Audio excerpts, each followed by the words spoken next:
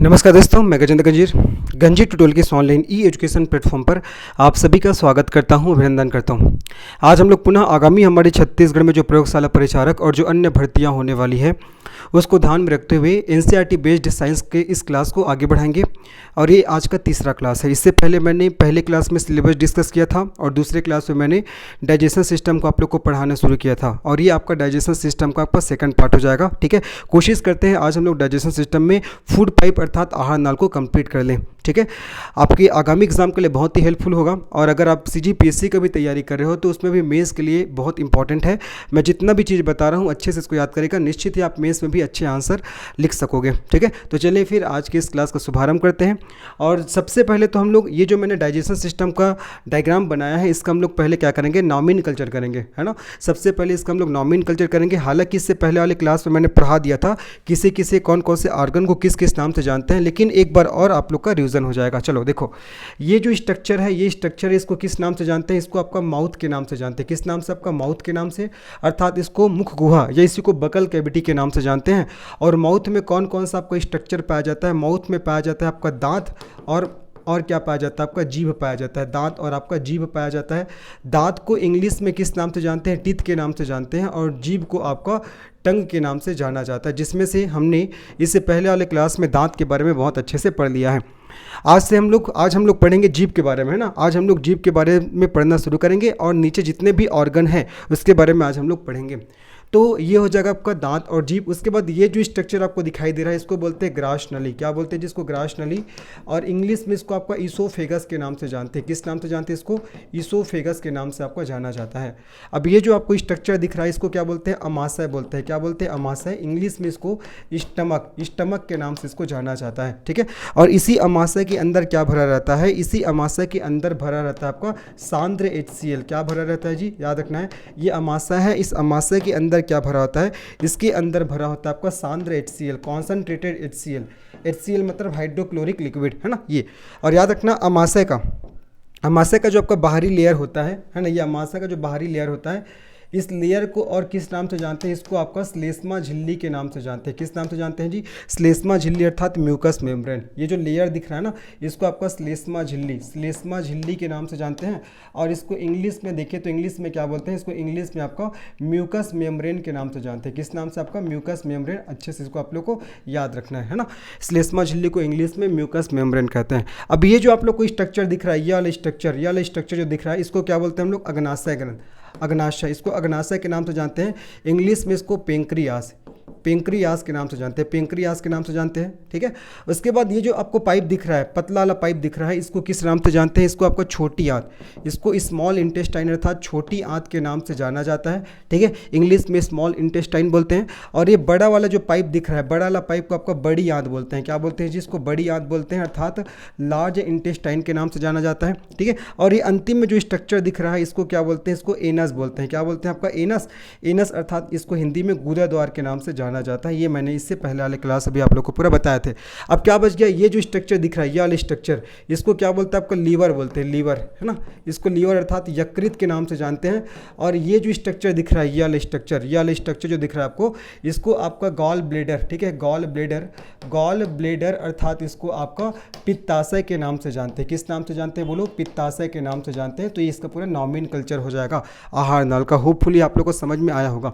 ठीक है, ये आपका माउथ में दो स्ट्रक्चर, दांत और जीभ। उसके बाद आपका ये है आपका ग्रास नली, ये आपका स्टमक, ये आपका अग्नाशय। उसके बाद ये आपका छोटी आंत, ये आपका बड़ी आंत। और ये हो जाएगा आपका लीवर ये वाला, है ना। और ये आपका गॉल ब्लैडर अर्थात पित्ताशय हो जाएगा। होपफुली आप लोग को नॉमेनक्लेचर अच्छे से समझ में आया होगा। तो मैंने इससे पहले वाले क्लास में आप लोग को दांत के बारे में पूरा पढ़ा दिया था, दांत के क्या क्या फंक्शन है, किस प्रकार से क्वेश्चन पूछे जाते हैं।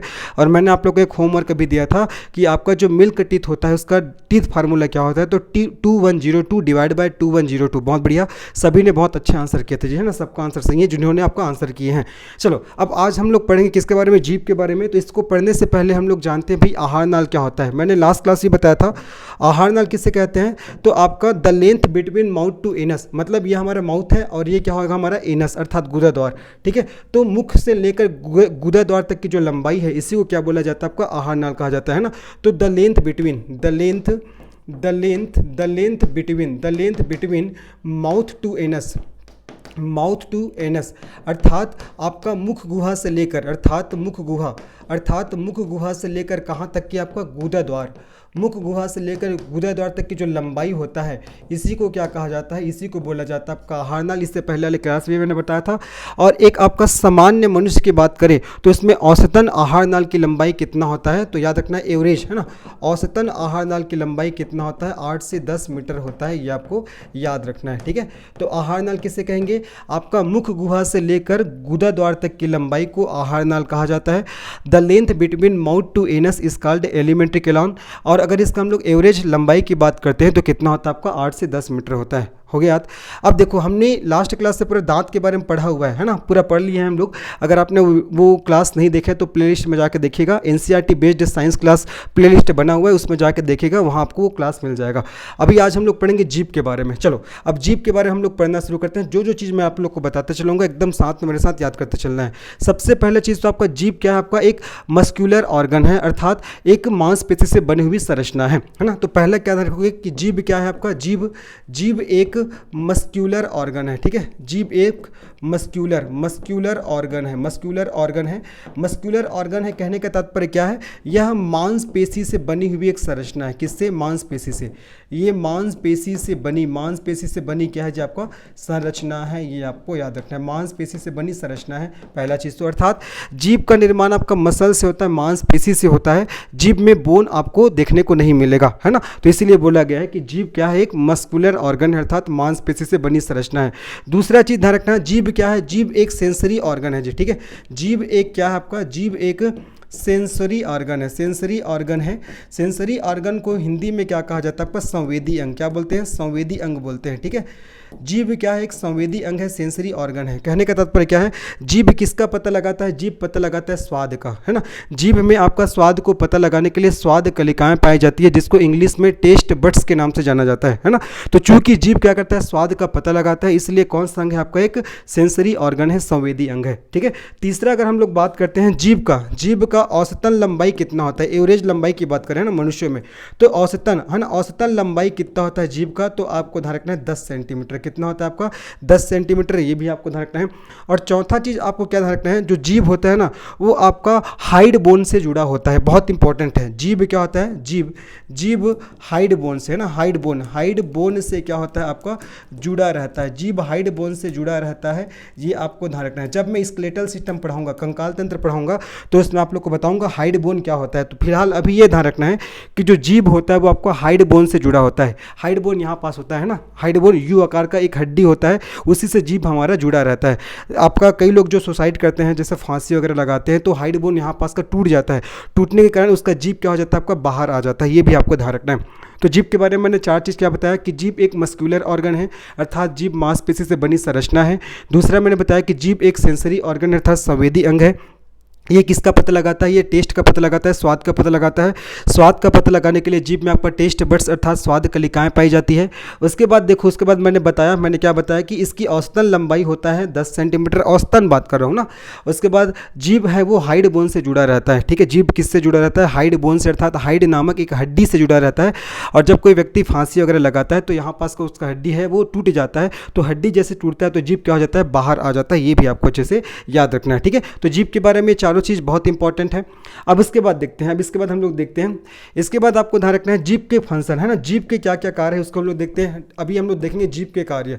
आप लोग को जीभ के बारे में मैंने कुछ चीज़ तो बता दिया, अब हम लोग पढ़ते हैं जीभ के कार्य के बारे में। ठीक है, जीभ के कार्य, जीभ के क्या क्या कार्य है, जीभ के क्या क्या फंक्शन है। तो सबसे पहला चीज़ तो आपको ध्यान रखना है, जीभ क्या करता है, जीभ आपका स्वाद का पता लगाता है। ठीक है, जीभ क्या करता है, जीभ है वो आपका स्वाद का पता लगाता है, जीभ स्वाद का पता लगाता है। मैंने बताया था आप लोग को कि जीभ तो एक आपका कैसा ऑर्गन है, सेंसरी ऑर्गन है, अर्थात ये सेंस करता है टेस्ट को, है ना। देखो याद रखना, जीभ स्वाद का पता लगाता है, और स्वाद का पता लगाने के लिए, का पता लगाने के लिए जीभ में क्या पाई जाती है, स्वाद कलिकाएं पाई जाती है। ठीक है, स्वाद का पता लगाने के लिए जीभ में स्वाद कलिकाएं पाई जाती है, जिसको इंग्लिश में आपका टेस्ट बड्स के नाम से जानते हैं। किस नाम से जानते हैं जी? टेस्ट बड्स के नाम से इसको जाना जाता है। मैंने क्या बोला कि जीभ है वो स्वाद का पता लगाता है और जीभ में स्वाद को पता लगाने के लिए स्वाद कलिकाएं पाई जाती है। अगर मैं जीभ का स्ट्रक्चर की बात करूं तो ये हमारा जीभ का स्ट्रक्चर हो जाएगा, ठीक है। तो जीभ का जो सबसे सामने वाला जो पोर्शन होता है, सबसे सामने वाला जो पोर्शन होता है, ये कौन से टेस्ट को बताता है? ये बताता है किसको? आपका स्वीट को। किसको बताता है? स्वीट को। और स्वीट अर्थात मीठा। और सबसे जो पीछे वाला जो पोर्शन होता है, ये वाला पोर्शन, ये कौन से टेस्ट को बताता है? तो ये बताता है आपका बीटर को। किसको? बीटर। बीटर मतलब कड़वा को। बीटर मतलब कड़वा को बताता है। देखो अगर आप लोग टैबलेट वगैरह खाते होगे तो अगर टैबलेट को जीभ के सामने में रख दो तो कड़वाहट उतना महसूस नहीं होता, लेकिन जब वो टैबलेट अंदर जाने वाला रहता है ना, तब हमको क्या होता है? कड़वाहट का एहसास होता है, ठीक है। तो याद रखना, जीभ का सबसे पीछे वाला पोर्शन बताता है कड़वा स्वाद को, और ये दोनों वाला पोर्शन, ये और ये दोनों किसको बताता है? ये बताता है आपका साल्टी अर्थात नमकीन को। ये दोनों जो आपका पोर्शन है ना, ये किसको बताता है? ये बताता है आपका सॉल्टी को अर्थात नमकीन को। और ये वाला जो भाग बताता है, ये किसको बताता है? ये आपका सोर को अर्थात मीठा को, ठीक है। सॉरी, आपका खट्टा को। ये किसको बताता है? आपका सोर अर्थात खट्टा को बताता है।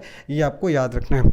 आगे समझ में, इधर कभी पोर्शन आपका खट्टा को बताएगा, इधर कभी पोर्शन आपका खट्टा को बताता है। और जो बीच का जो पोर्शन होता है ना, यहाँ आपका टेस्ट बड्स नहीं पाए जाते। बीच के पोर्शन में क्या होता है? जो हम लोग खाना खाते हैं वो किसके साथ मिक्सड होता है? लार के साथ मिक्सड होता है, सलाइवा के साथ मिक्सड होता है, ठीक है। तो क्वेश्चन पूछेगा कि जीभ का सबसे अग्र वाला भाग, अगर आपसे पूछेगा जीभ का सबसे अग्र मतलब सामने वाला भाग कौन से स्वाद को बताता है? आपका स्वीट को अर्थात मीठा को। सबसे पश्च पूछेगा, सबसे पश्च वाला भाग कौन से स्वाद को बताता है? तो आपको बताना है जी कड़वा को। अगर आपसे पूछेगा अग्र पार्श्व, ये अग्र मतलब सामने, पार्श्व मतलब बगल, है ना, तो अग्र पार्श्व पूछेगा, अग्र पार्श्व, तो अग्र पार्श्व कौन से स्वाद को बताएगा? आपका साल्टी को अर्थात नमकीन को बताता है, ठीक है, नमकीन को। और अगर आपसे ऐसा पूछता है कि आपका पश्च पार्श्व, है ना, पश्च मतलब पीछे, पार्श्व मतलब बगल में, तो पीछे में बगल वाला जो आपका भाग है, ये वाला भाग, ये कौन से टेस्ट को बताता है? ये बताता है खट्टा को। तो याद रखना है, सब इंपॉर्टेंट है ना। तो जीभ का सामने वाला पोर्शन बताता है स्वीट को, सबसे पीछे वाला बीटर अर्थात कड़वा को, और अग्र पार्श्व बताता है नमकीन को, और पश्च पार्श्व बताता है आपका सोर को अर्थात खट्टा को। ये आपको याद रखना है, ठीक है। तो ये पहला मैंने बता दिया कि जीभ है वो स्वाद का पता लगाता है, और स्वाद का पता लगाने के लिए जीभ में स्वाद कलिकाएं अर्थात टेस्ट बड्स पाए जाते हैं। ये जो मैंने बनाया ना स्ट्रक्चर दाने जैसा, ये सब क्या आपका टेस्ट बड्स हो जाएगा, ठीक है। और बीच वाला पोर्शन में टेस्ट बड्स नहीं पाया जाता। बीच वाले पोर्शन में जो हमारा खाना है वो सलाइवा के साथ, किसके साथ? सलाइवा, ठीक है, सलाइवा के साथ क्या होता है? आपका मिक्सड होता है। ये आपको याद रखना है, ठीक है, इंपॉर्टेंट है जी। चलो आगे बढ़ते हैं। और जीभ के और क्या कार्य है? ये पहला तो मैंने बता दिया। अब दूसरा कार्य क्या है? दूसरा जीभ क्या करता है? जीभ शब्द का निर्माण करता है। जीभ क्या करता है? आपका शब्द का, जीभ शब्द का क्या करता है? आपका निर्माण करता है। फॉर्मेशन ऑफ वर्ड है ना, शब्द का निर्माण करता है। याद रखना, हमारा जो आवाज़ आता है ना, हमारे लैरिंग से आता है, हमारे कंठ से आता है ना, गला से, लैरिंग से आता है। लेकिन शब्द का निर्माण कौन करता है? जीभ करता है। जैसे कि मैंने आप लोग को बताया भी था, जो गोलमाल मूवी आप लोग ने देखा होगा, उसमें जो तुषार कपूर है वो गोपाल को आल बोलते हैं, मतलब उसका आवाज़ तो निकल रहा है, आवाज़ तो आ रहा है, मतलब लैरिंग्स में कोई प्रॉब्लम नहीं है, वो तुतला रहा है, मतलब उसके जीभ में प्रॉब्लम है ना। तो आपका जीभ क्या करता है? शब्द का निर्माण करता है। तीसरा काम क्या हो जाएगा जीभ का? जीभ क्या करता है? जीभ है वो भोजन को निगलने में सहायता प्रदान करता है। जीभ क्या करता है? जीभ भोजन को निगलने में, जीभ भोजन को निगलने में क्या करता है? आपका सहायता प्रदान करता है। जीभ भोजन को निगलने में सहायता प्रदान करता है। ये आपको याद रखना है, ठीक है, भोजन को निगलने में सहायता प्रदान करता है। चौथा चीज़ आपको ध्यान रखना है, ये जीभ क्या करता है? जीभ भोजन को लार के साथ मिक्स्ड करवाता है। लार के साथ क्या कराता है? आपका मिक्स्ड करवाता है। लार के साथ आपका मिक्स्ड करवाता है, ठीक है, मिक्स्ड करवाता है। ये आपको ध्यान रखना है, ठीक है। जीभ क्या करता है? भोजन को लार के साथ मिक्स्ड करवाता है। और जीभ भी क्या करता है? भोजन को निगलने में सहायता प्रदान करता है। क्या बताओ, अगर जीभ नहीं होगा तो हम लोग भोजन को निगल पाएंगे? नहीं निगल पाएंगे, है ना। तो जीभ भोजन को निगलने में सहायता प्रदान करता है, और जीभ भोजन को लार के साथ मिक्स्ड करवाता है।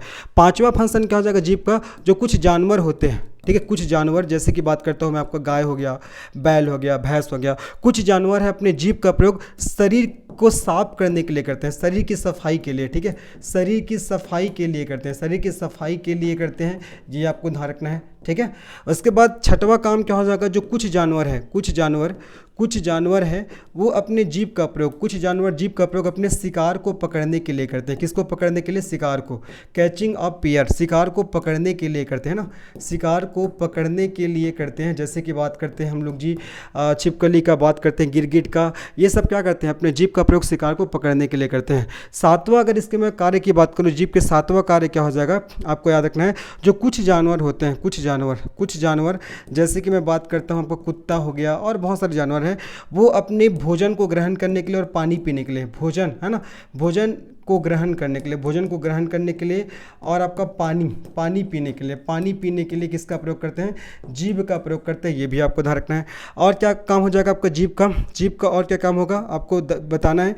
जो आपका कुत्ता होता है, कुत्ता अपने जीभ को निकाल कर अपने शरीर के तापमान को नियंत्रित करता है।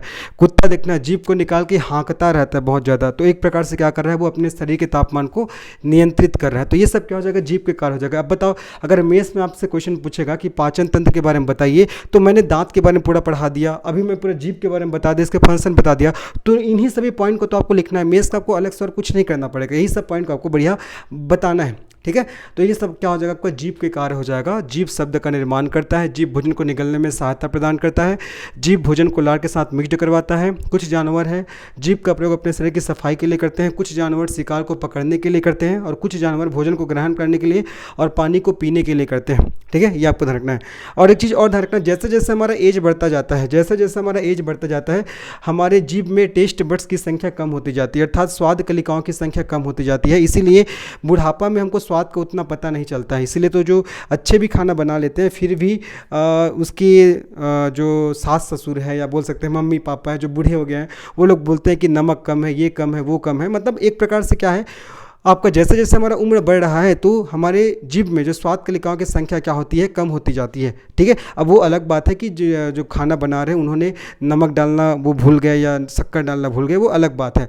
लेकिन ये ध्यान रखना है कि आपका जैसे जैसे हमारा एज बढ़ता जाता है, हमारे जीभ में आपका टेस्ट बड्स अर्थात स्वाद कलिकाओं की संख्या कम होती जाती है, जिससे हमको स्वाद को उतना अच्छे से आइडेंटिफाई हम लोग नहीं कर पाते हैं। उम्र बढ़ने के साथ साथ बोल रहा हूँ, वैसे देखा जाए तो उम्र बढ़ने के साथ साथ हमारे शरीर के सभी ऑर्गन्स अच्छे से काम करना बंद ही कर देते हैं। तो ये तो जीभ की बात है, जीभ में भी आपका स्वाद कलिकाओं की संख्या कम हो जाती है। ठीक है, एक चीज़ और क्या ध्यान रखोगे जीभ के बारे में, तो जैसे ही अगर जीभ में अगर कोई आपका वो होता है, आपका हानि होता है, कहा जाए तो अगर सपोज जीभ कहीं कट गया और अगर मैं मेरे हाथ की बात करता हूँ, हाथ भी कहीं से कट गया, तो अगर आप पूछोगे कि सर जीभ कटा है और हाथ कटा है तो दोनों में से रिकवर कौन जल्दी होगा, तो ध्यान रखना है जीभ।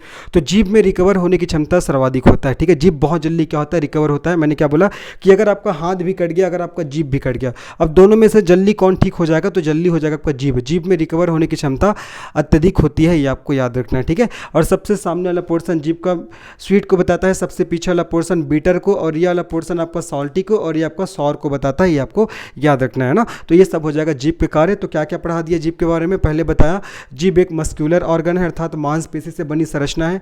जीभ एक सेंसरी ऑर्गन है, अर्थात संवेदी अंग है। जीभ की औसतन लंबाई 10 सेंटीमीटर होता है और जीभ हाइड बोन से जुड़ा रहता है, ये आपको ध्यान रखना है। तो मैंने आपको जीभ के बारे में भी पूरा पढ़ा दिया। ये जीभ क्या होता है ना, दांत भी हो गया हमारा, जीभ भी हो गया। बात करते हैं किसके बारे में हम लोग? ईसोफेगस अर्थात ग्रास नली के बारे में बात करते हैं। ठीक है जी, चलो अब हम लोग बात करते हैं किसके बारे में? ग्रास नली के बारे में। होपफुल यहाँ तक आप लोग को चीज़ें समझ में आई होंगी। चलो अब हम लोग एक नया टॉपिक पढ़ना शुरू करें, एक नया ऑर्गन को पढ़ना शुरू करें, जिसका नाम क्या आपका? ग्रास नली। एकदम ध्यान से सुनते चलिए, सब एग्जाम में काम आएगा। ग्रास नली है ना, ग्रास नली, जिसको इंग्लिश में आपका ईसोफेगस के नाम से जानते हैं। किस नाम से जानते हैं? ईसोफेगस।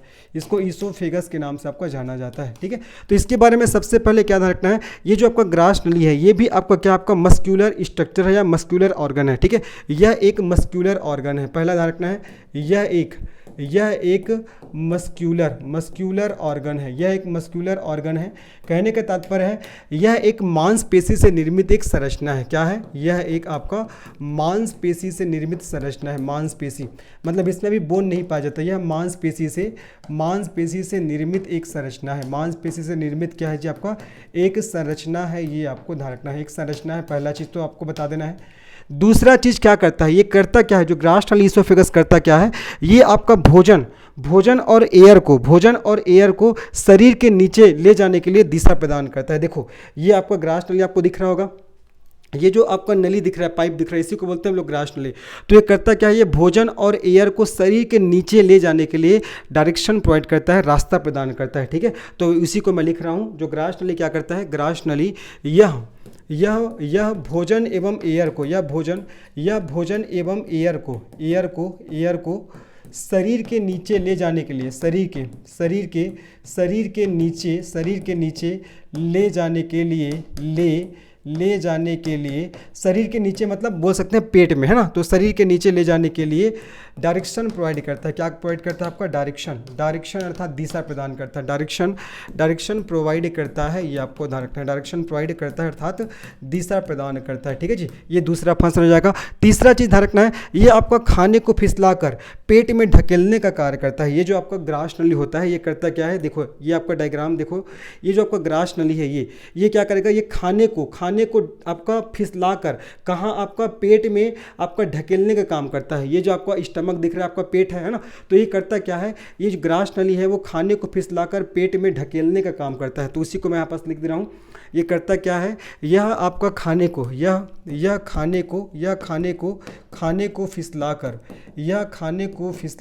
फिसलाकर पेट में ढकेलने का कार्य करता है। पेट में क्या करने का कार्य करता है, ढकेलने का, है ना। पेट में ढकेलने का कार्य करता है, ये आपको ध्यान रखना है। पेट में ढकेलने का कार्य करता है। ठीक है, और याद रखना है, ये जो आपका इसोफेगस है वो खाने को फिसलाकर पेट में ढकेल रहा है। इसी प्रक्रिया को आपका क्रमानुकुंचन की प्रक्रिया कहते हैं ना। और इसी प्रक्रिया को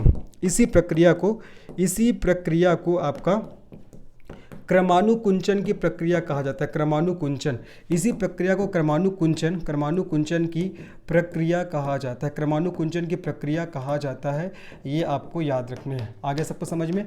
ठीक है, तो इसोफेगस क्या करता है, खाने को फिसलाकर पेट में ढकेलने का कार्य करता है, और इसी प्रक्रिया को क्रमानुकुंचन की प्रक्रिया कहा जाता है। एक चीज़ और ध्यान रखना है, यही जो आपका इसोफेगस होता है, ये आपका एयर का भी और आपका भोजन का भी आपका क्या होता है, कॉमन मार्ग होता है। एयर और भोजन दोनों का क्या होता है, आपका कॉमन मार्ग होता है। क्या होता है, जब आपका कॉमन मार्ग होता है, ये आपको याद रखना है। ठीक है, ये एयर और भोजन दोनों का कॉमन मार्ग होता है। मतलब जो एयर होता है वो भी हमारे शरीर में इसी इसोफेगस के माध्यम से प्रवेश करेगा, अंदर जाएगा। देखो यहाँ पास ये इसोफेगस से आ जाएगा एयर, और एयर उसके बाद इधर आपका लंग्स साइड चला जाता है। एक्चुअली में हम लोग डाइजेशन सिस्टम पढ़े, इसलिए मैंने यहाँ पास लंग का आपका डायग्राम नहीं बनाया हुआ है। जब हम लोग रेस्पिरेशन सिस्टम पढ़ेंगे तो मैं यहाँ पास पढ़ाऊंगा, आपको डायग्राम बनाऊंगा किसका, आपका लंग्स का अर्थात फेफड़ा का। ठीक है, तो यही जो आपका इसोफेगस है, आपका भोजन के लिए भी और एयर के लिए भी क्या होता है, आपका कॉमन मार्ग होता है, कॉमन डक्ट होता है।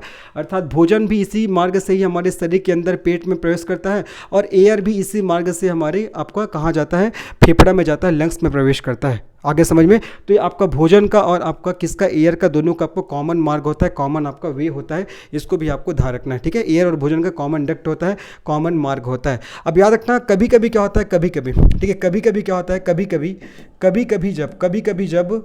कभी जब इस आपका ग्रास नली में, ठीक है, ग्रास नली में आपका भोजन के पार्टिकल, भोजन के जो पार्टिकल होते हैं, भोजन के पार्टिकल फंस जाते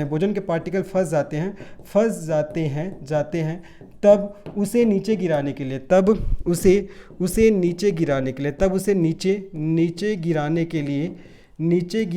लिए क्या आता है जी, आपका हिचकी आता है। क्या आता है, हिचकी आता है, ये आपको याद रखना है। अब चलो इसको डायग्राम से समझते हैं। ये आप लोग को डायग्राम दिखाई दे रहा होगा, देखो ये आपका इसोफेगस का डायग्राम है। तो कभी कभी जब क्या होगा, जब इस इसोफेगस में जो फूड के पार्टिकल फंस जाते हैं, तो इसी फूड के पार्टिकल को नीचे गिराने के लिए क्या आता है, आपका हिचकी आता है, हिचकी, है ना। और जब आपका फूड के पार्टिकल फंस जाते हैं या हिचकी जब आता है, तो उस केस में बोला जाता है कि आप पानी पीजिए। तो पानी पीने से और क्या होगा, यहाँ जो आपका खाने के जो पार्टिकल फंसा है वो नीचे आकर इस पेट में गिर जाएगा, अमाशय में गिर जाएगा। आगे समझ में, है ना। तो याद रखना, कभी कभी जब हमारे आहार नाल में या हमारे जो ग्रास नली में जब भोजन के आपका कण फंसते हैं, फूड के पार्टिकल फंसते हैं, तो उसको नीचे पेट में गिराने के लिए हिचकी आता है। और उस समय क्या बोला जाता है, पानी पीने की सलाह भी दिया जाता है। अगर आप पानी पियोगे तो वो जो फंसा रहता है ना भोजन के पार्टिकल, वो आपका नीचे आ जाता है। ये आपको याद रखना है जी। आगे सबको समझ में। तो ये हो जाएगा आपको किसके बारे में, ग्रास नली के बारे में। तो एक बार पुनः सुन लेंगे। तो ग्रास नली एक मस्क्यूलर ऑर्गन है, अर्थात मांसपेशी से निर्मित एक संरचना है, और ये भोजन और एयर को शरीर के नीचे ले जाने के लिए डायरेक्शन प्रोवाइड करता है, और ये खाने को फिसला कर पेट में ढकेलने का कार्य करता है, और इसी प्रक्रिया को क्रमानुकुंचन की प्रक्रिया कहा जाता है। और ये एयर और भोजन के लिए कॉमन डक्ट होता है, और कभी कभी जब ग्रास नली में भोजन के पार्टिकल फंस जाते हैं तब उसे नीचे गिराने के लिए हिचकी आता है, ये भी आपको ध्यान रखना है। ठीक है, तो अभी हमने जाना किसके बारे में, ग्रास नली के बारे में। अब हम लोग जानते हैं अमाशय के बारे में। किसके बारे में जानेंगे, अमाशय के बारे में। चलिए अब देखो मैंने अमाशय का स्ट्रक्चर भी बना दिया है। यहाँ पास तो देखो, यहाँ पास तो मैंने एक आपका ये सभी ऑर्गन का स्ट्रक्चर बनाते हुए एक स्ट्रक्चर बनाया हुआ है अमाशय, लेकिन इसी अमाशय को पुनः मैंने यहाँ पास बना दिया, इसी अमाशय के संरचना को पुनः यहाँ पास मैंने बना दिया है। तो पहले देखते हैं ये अमाशय का संरचना स्ट्रक्चर है, अमाशय का स्ट्रक्चर है। और ये जो आपको पाइप दिख रहा है, ये जो पाइप दिख रहा है इसको बोलते हैं हम लोग ईसोफेगस। ये जो पाइप दिख रहा है इसी को बोलते हैं ईसोफेगस। और यही ईसोफेगस क्या कहलाता है आपका, ग्रास नली कहलाता है। क्या कहलाता है जी, ग्रास नली। ये जो पाइप दिख रहा है ना, यही आपका क्या है, आपका ईसोफेगस है। अभी मैंने पूरे ईसोफेगस के बारे में आप लोग को पढ़ाया।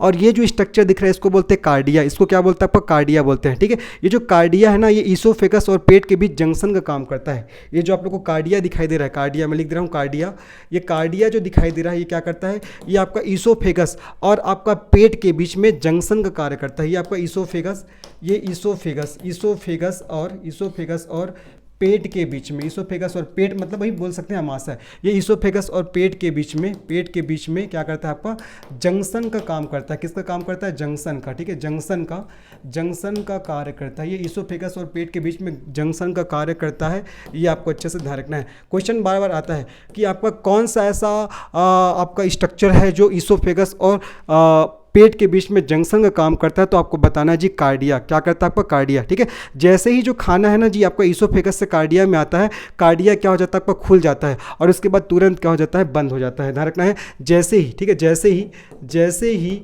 खाना ईसोफेगस से कार्डिया में आता है, जैसे ही खाना ईसोफेगस से कार्डिया में आता है, ईसोफेगस से कार्डिया में आता है, कार्डिया तुरंत खुलता है फिर बंद हो जाता है। ठीक है, कार्डिया तुरंत खुलता है फिर बंद हो जाता है, तुरंत खुलता है, कार्डिया तुरंत खुलता है फिर बंद हो जाता है। फिर क्या हो जाता है आपका, बंद हो जाता है, फिर बंद हो जाता है। जैसे ही खाना आपका ईसोफेगस से कहाँ आता है, आपका कार्डिया में आता है, कार्डिया आपका खुलता है और तुरंत क्या हो जाता है, बंद हो जाता है। ताकि देखो जो आपका अमाशय में जो आपका खाना आ गया, पेट में जो खाना आ गया, तो वापस आपको ईसोफेगस में ना चला जाए। इसलिए क्या होता है, जैसे ही ये खाना है आपका ये ईसोफेगस से आपका कार्डिया में आता है, कार्डिया फटाक से खुलेगा, उसके बाद जैसे ही इधर फिसल जाएगा खाना, फिर ये तुरंत अपने आप बंद हो जाता है। ताकि बंद होगा तो क्या होगा, यहाँ का जो खाना वापस से ईसोफेगस में ना जा पाए, ये आपको ध्यान रखना है। ठीक है, ये हो जाएगा। तो हमने देखा अभी कार्डिया के बारे में। तो कार्डिया के बारे में मैंने क्या बताया कि जो कार्डिया होता है ये आपका ईसोफेगस और पेट के बीच में, ये ईसोफेगस है और ये आपका पेट है ना, इसके बीच में जंक्शन का काम कर रहा है। और जैसे ही आपका खाना ईसोफेगस से कार्डिया में आता है तो कार्डिया तुरंत खुलेगा, है ना, और खुलता है। और जैसे खाना इसके नीचे में आ जाएगा, मतलब यहाँ चला जाएगा, अमाशय में आ जाएगा, तो तुरंत क्या होता है, कार्डिया बंद हो जाएगा, ताकि अमाशय से खाना वापस से ईसोफेगस में ना चला जाए। ठीक है, तो ये हो जाएगा किसके बारे में, कार्डिया। अब उसके बाद देखते हैं, अब हम लोग देखते हैं अमाशय के आपका कितने भाग होते हैं। ठीक है, तो अमाशय के भाग की बात करते हैं। तो आप लोग को डायग्राम में दिखाई दे रहा होगा, देखो अमाशय के भाग। अब मैं आप लोग को बता रहा हूँ अमाशय के भाग के बारे में। तो अमाशय के आपका 3 भाग होता है। कितने भाग होता है जी, आपका 3 भाग होता है। ठीक है, अमाशय के 3 भाग होते हैं, आपको ध्यान रखना है। अमाशय के 3 भाग होते हैं, अमाशय के 3 भाग होते हैं। अब ये 3 भाग कौन कौन से, देखिए अमाशय के 3 भाग कौन कौन से हैं। तो पहला आपको ध्यान रखना, आपका जो दिखाई दे रहा है फंडस, पहला क्या होगा आपका, देखो 3 भाग होते हैं अमाशय के, मैंने बता दिया। तो पहला कौन सा भाग होगा आपका, पहला आपका फंडस, पहला आपका फंडस हो जाएगा। दूसरा हो जाएगा आपका बॉडी, और तीसरा हो जाएगा आपका पाइलोरस, तीसरा हो जाएगा आपका पाइलोरस। ठीक है, पाइलोरस, ये आपका पाइलोरस, ये आपका 3 भाग है, देख लो।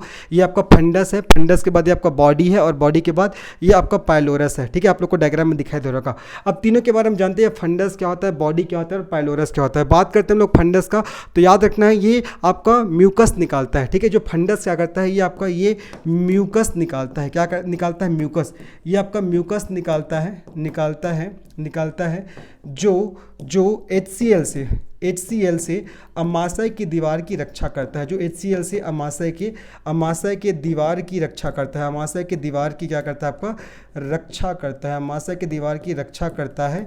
ये आपको ध्यान रखना है। तो देखो मैंने सबसे पहले वाला डायग्राम में देखो यहाँ पर एक स्ट्रक्चर बनाया हुआ है। क्या स्ट्रक्चर बनाया हुआ है, देखो ये जो मैंने बताया ऊपर का जो लेयर है, यही आपको कहला रहा है श्लेष्मा झिल्ली म्यूकस मेम्ब्रेन। तो ये जो म्यूकस को निकालता कौन है, ये म्यूकस को निकालता कौन है, तो आपको फंडस निकालता है, जो कि अमाशय का एक भाग है। ठीक है, इस म्यूकस को कौन कौन निकालता है, फंडस निकालता है। और म्यूकस को आपका श्लेष्मा बोलते हैं। क्या बोलते हैं आपका, श्लेष्मा। इसी म्यूकस को यहाँ पास लिख रहा हूँ, देखो mucus, mucus membrane, mucus membrane को क्या बोला जाता है आपका, श्लेष्मा झिल्ली। क्या बोलते हैं जी, श्लेष्मा झिल्ली। तो ये जो म्यूकस को निकालने का काम कौन करता है, तो आपका फंडस करता है। ये आपको ध्यान रखना है। बॉडी के बारे में ध्यान रखना है कि इसी बॉडी में खाना सबसे लंबे समय तक स्टोर रहता है। इसमें आपका जो खाना है, खाना लंबे समय तक क्या रहता है आपका, स्टोर रहता है। बॉडी में क्या होता है, खाना लंबे समय तक स्टोर रहता है। ये जो स्ट्रक्चर आप देख रहे हो, बॉडी देख रहे हो, इसी बॉडी में क्या होता है आपका, खाना लंबे समय तक क्या रहता है, स्टोर रहता है। और इसी में ही क्या पाया जाता है आपको, HCl पाया जाता है ना। इसी में पूरा क्या भरा रहता है आपका, HCl भरा रहता है। ये आपको ध्यान रखना है ना। और इसमें खाना लंबे समय तक स्टोर रहता है, लगभग आपका 4 से 5 घंटे के लिए। लगभग याद रखना, लगभग आपका 4 से 5 घंटे के लिए। देखो भोजन का सबसे पहले पाचन की शुरुआत कहाँ से होता है, मुख से। अंतिम रूप से पाचन छोटी आंत में। लेकिन भोजन कहाँ सबसे लंबे समय तक स्टोर रहता है, तब आपको बताना है कहाँ आपका, स्टमक में है ना, ध्यान रखना है। मतलब बॉडी में, कहाँ आपका, बॉडी में, मतलब वही आपका स्टमक में ही हो जाएगा। ठीक है। उसके बाद देखो पाइलोरस है। पाइलोरस क्या करता है, इसी पाइलोरस में गैस्ट्रिक ग्लैंड पाया जाता है। ये जो आपको पाइलोरस है ना, इस पाइलोरस में क्या पाया जाता है आपका, गैस्ट्रिक ग्लैंड पाया जाता है। इसी पाइलोरस में क्या पाया जाता है, आपका गैस्ट्रिक ग्लैंड पाया जाता है। गैस्ट्रिक ग्लैंड, ठीक है, गैस्ट्रिक ग्लैंड पाया जाता है, गैस्ट्रिक ग्रंथियाँ पाई जाती है। तो क्वेश्चन पूछेगा गैस्ट्रिक ग्लैंड कहाँ पाया जाता है, तो आपका पाइलोरस में पाया जाता है। तो मैंने क्या बताया, मैं अमाशय के पार्ट बता रहा हूँ। अमाशय के 3 भाग होते हैं, फंडस, बॉडी और पाइलोरस। ये फंडस है, ये आपका बॉडी है, ये आपका पाइलोरस है। ठीक है। और ये जो नीचे में आ रहा है, तो ये आपका डिओडेनम, जो छोटी आंत का भाग हो जाएगा। लेकिन फंडस क्या करता है, ये म्यूकस निकालता है, जो HCl से अमाशय की दीवार की रक्षा करता है। HCl से अमाशय की दीवार की रक्षा करता है। ठीक है, श्लेष्मा झिल्ली। बॉडी, खाना लंबे समय तक यही आपका बॉडी में स्टोर रहता है। और पाइलोरस, इसी पाइलोरस में क्या पाया जाता है आपका, गैस्ट्रिक ग्लैंड पाया जाता है। होपफुल यहाँ तक आप लोग को समझ में आ गया होगा। ठीक है, आगे बढ़ते हैं। थोड़ा सा टफ है, लेकिन एक बार पढ़ोगे तो फिर आपको सभी एग्जाम के लिए काम आएगा, कोई दिक्कत नहीं होगा। एक बार और रिवीजन कर लीजिएगा। ठीक है, पाइलोरस, फंडस और आपका बॉडी, ये किसके भाग है, आपका स्टमक के भाग है, आपको ध्यान रखना है। ठीक है। तो मैंने बताया कि जो पाइलोरस है, मैंने क्या बताया आप लोग को, पाइलोरस में आपका गैस्ट्रिक ग्लैंड पाया जाता है। क्या पाया जाता है जी, गैस्ट्रिक ग्लैंड पाया जाता है। कहाँ आपका, पाइलोरस में। ठीक है। और जो आपका जो गैस्ट्रिक ग्लैंड है, मैंने ये बताया आप लोग को, एक सेकंड ना, हाँ मैंने क्या बताया आपको, पाइलोरस में आपका गैस्ट्रिक ग्लैंड पाया जाता है। ठीक है। जो पाइलोरस है उसी को मैं लिख दे रहा हूँ, देखो पाइलोरस में क्या पाया जाता है, पाइलोरस में आपका पाया जाता है आपका गैस्ट्रिक ग्लैंड। क्या पाया जाता है जी, आपका गैस्ट्रिक ग्लैंड पाया जाता है। ठीक है। और इस गैस्ट्रिक ग्लैंड में 2 प्रकार की कोशिकाएं पाई जाती है। ये जो गैस्ट्रिक ग्लैंड जो कि पाइलोरस में पाया जाता है, इस गैस्ट्रिक ग्लैंड में 2 प्रकार की कोशिकाएं पाई जाती है। इस गैस्ट्रिक ग्लैंड में आपका 2 प्रकार की, इस गैस्ट्रिक ग्लैंड में 2 प्रकार की क्या पाई जाती है, कोशिका पाई जाती है। इस गैस्ट्रिक ग्लैंड में 2 प्रकार की कोशिका पाई जाती है। 2 प्रकार की कोशिका पाई जाती है। अब ये 2 प्रकार की कोशिका कौन कौन से है, ये आपको ध्यान रखना है। पहला हो जाएगा आपका ऑक्जेंटिक कोशिका। पहला क्या होगा, पहला ऑक्जेंटिक कोशिका हो जाएगा। ठीक है, याद करना है, पहला ऑक्जेंटिक कोशिका। और दूसरा हो जाएगा आपका पेप्टिक सेल या पेप्टिक कोशिका। पहला ऑक्जेंटिक कोशिका और दूसरा आपका पेप्टिक कोशिका। ये जो ऑक्जेंटिक कोशिका को पेराइटल सेल के नाम से भी जानते हैं। किस नाम से जानते हैं, पेराइटल।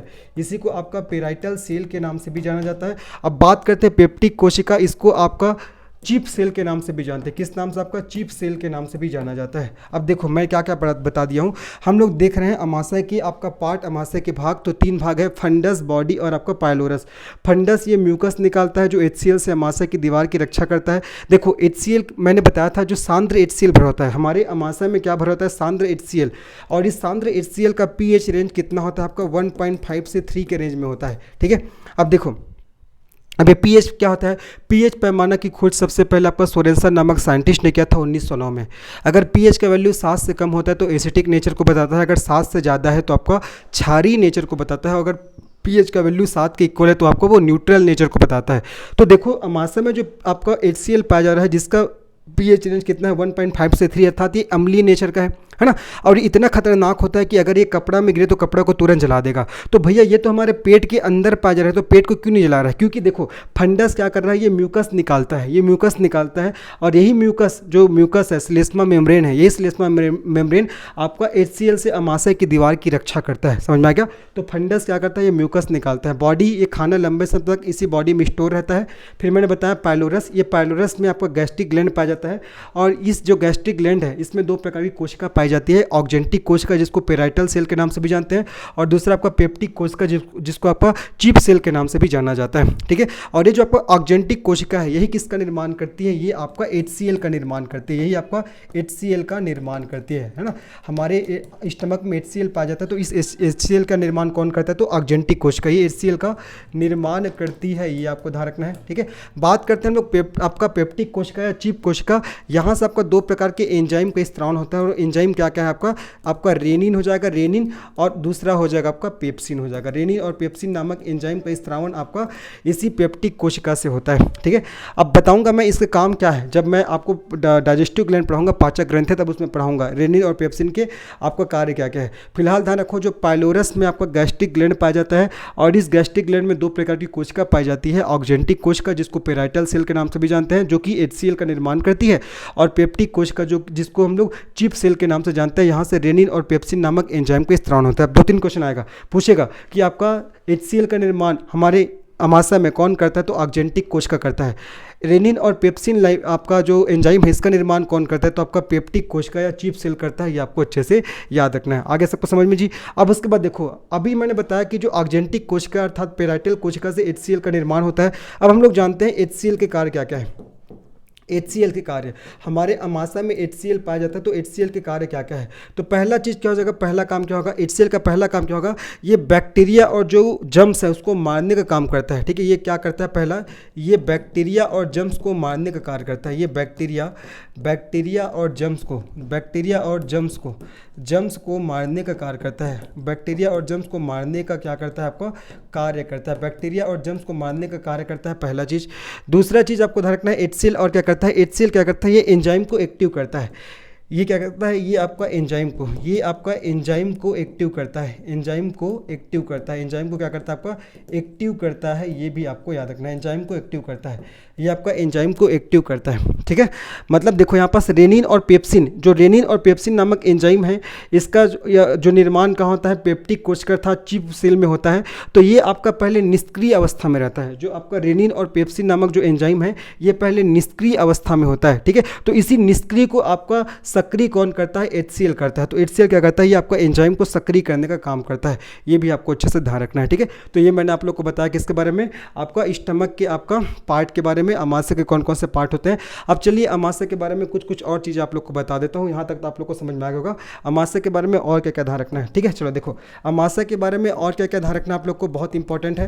पहला चीज़ तो याद रखना है कि यह हमारे शरीर का एकमात्र अम्लीय भाग होता है। क्या होता है, एकमात्र अम्लीय भाग, एकमात्र अम्लीय भाग होता है, एकमात्र अम्लीय भाग होता है। ये आपको ध्यान रखना है, ठीक है। अम्लीय भाग क्यों होता है, क्योंकि यहाँ क्या पाया जाता है, आपका अमाशय में क्या पाया जाता है जी, मैंने बताया था अमाशय में पाया जाता है आपका सांद्र HCl। अमाशय में सांद्र HCl पाया जाता है, जिसका pH रेंज कितना होता है आपका 1.5 से 3 के रेंज में। अर्थात ये pH है, ये pH किससे कम है, आपका 7 से कम है। pH 7 से कम है, मतलब ये कौन से नेचर को बताता है, एसिडिक नेचर को बताता है। तो मैंने बताया ना कि यह हमारे शरीर का एकमात्र अम्लीय भाग है। यहाँ आपका अमाशय में सांद्र HCl पाया जाता है, जिसका pH रेंज 1.5 से 3 के रेंज में होता है। दूसरा चीज़ आपको क्या रखना है अमाशय के संदर्भ में, दूसरा यह हमारे शरीर में भोजन की मात्रा का निर्धारण करता है। भोजन की मात्रा का, ये हमारे शरीर में भोजन की मात्रा का क्या करता है, आपका निर्धारण करता है।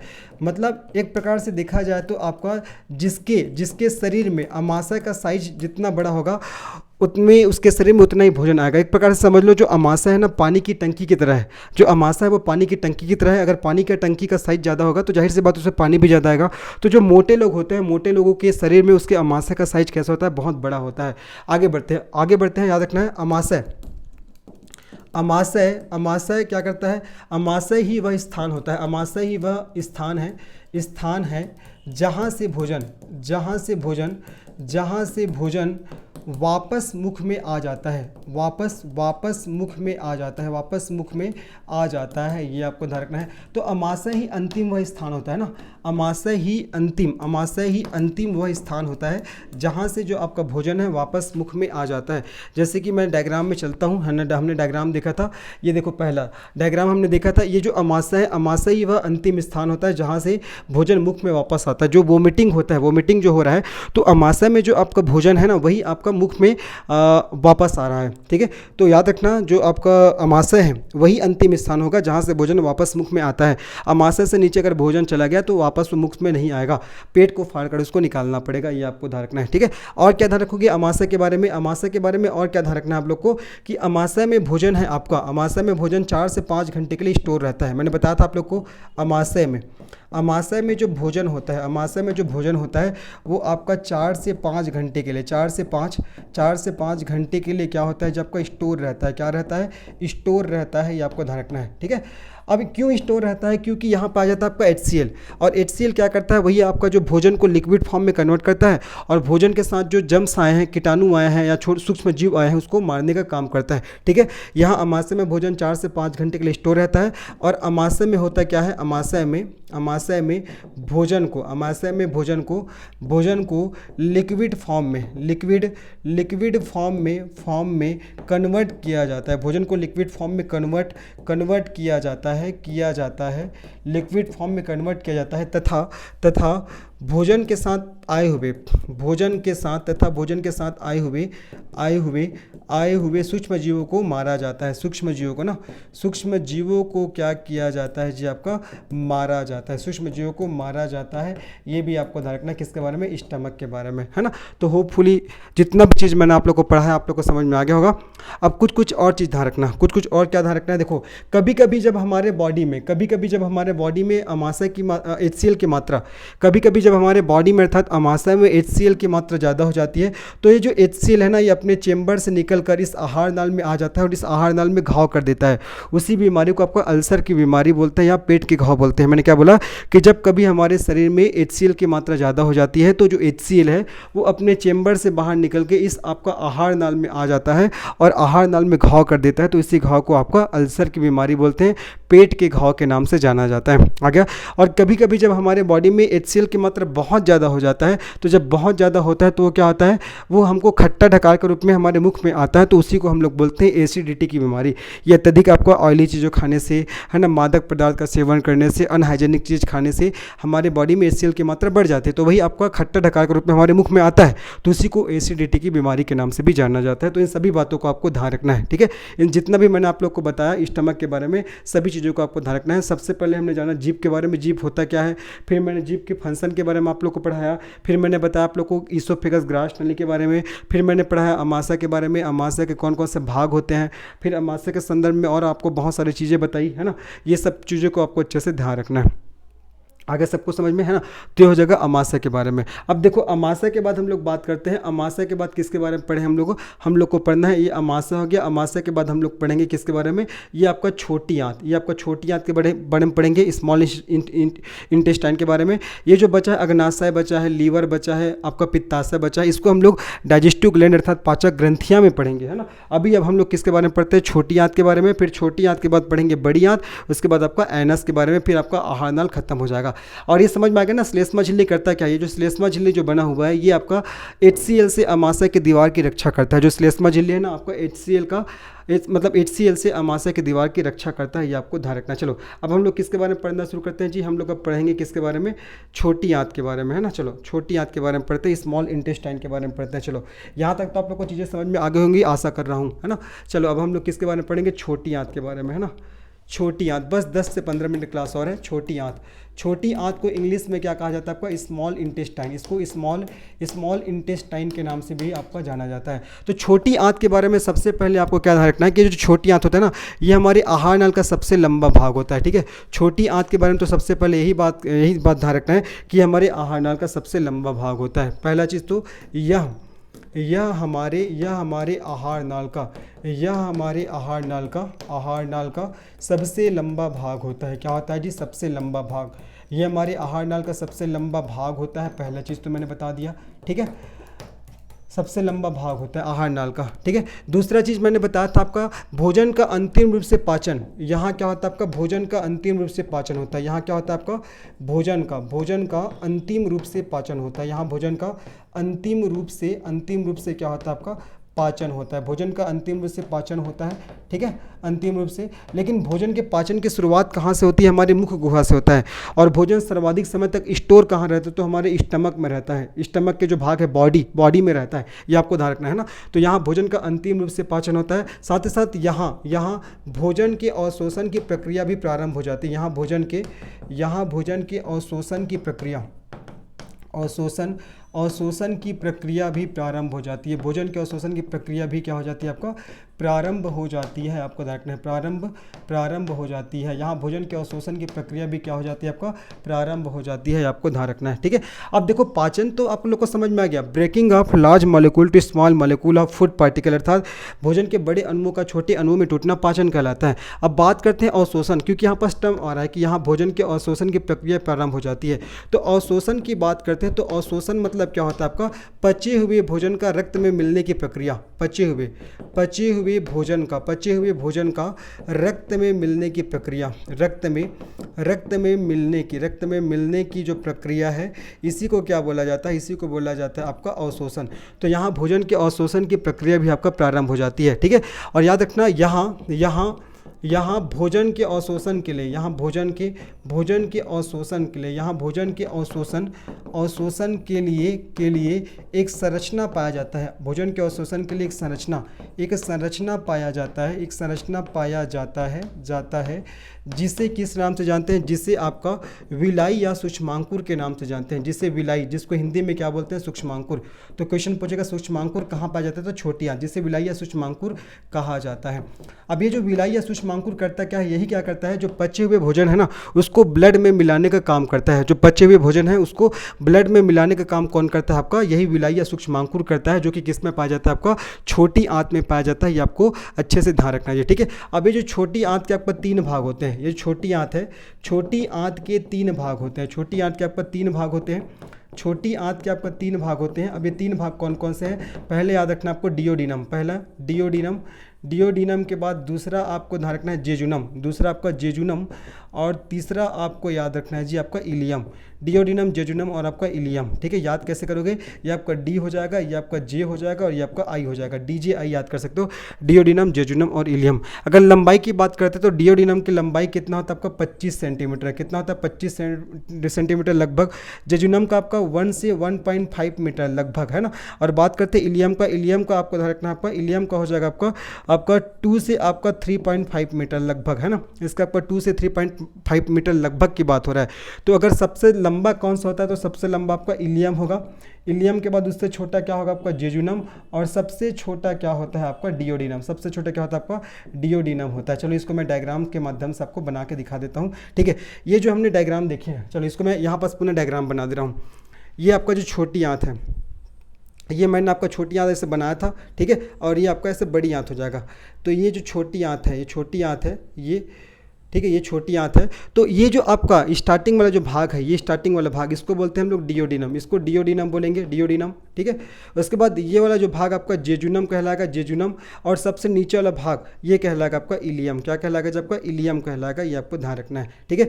डियोडिनम, जेजुनम और इलियम, सबसे ऊपर वाला भाग डियोडिनम, उसके बाद जेजुनम, फिर आपका इलियम। अब क्वेश्चन आता है कि छोटी आंत का कौन सा भाग पेट से जुड़ा रहता है, छोटी आंत का कौन सा भाग पेट से जुड़ा रहता है, अगर आपसे क्वेश्चन पूछेगा छोटी आंत का कौन सा भाग, ठीक है, छोटी आंत का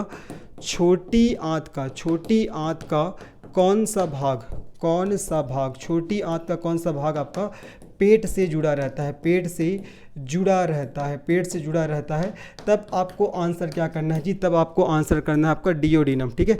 डियोडिनम क्या होता है आपका पेट से जुड़ा रहता है, डियोडिनम आएगा, उसके बाद तो जेजुनम, फिर इलियम आता है। अगर ऐसा क्वेश्चन पूछेगा कि कौन सा भाग होता है जो आपका एकदम टेढ़ा मेढ़ा होता है, छोटी आंत का कौन सा भाग, छोटी आंत का कौन सा भाग आपका टेढ़ा मेढ़ा होता है, टेढ़ा मेढ़ा, छोटी आंत का कौन सा भाग टेढ़ा मेढ़ा होता है, तो आपको बताना है टेढ़ा मेढ़ा कौन सा होता है आपका जेजुनम होता है। कौन सा होता है आपका जेजुनम, जेजुनम होता है।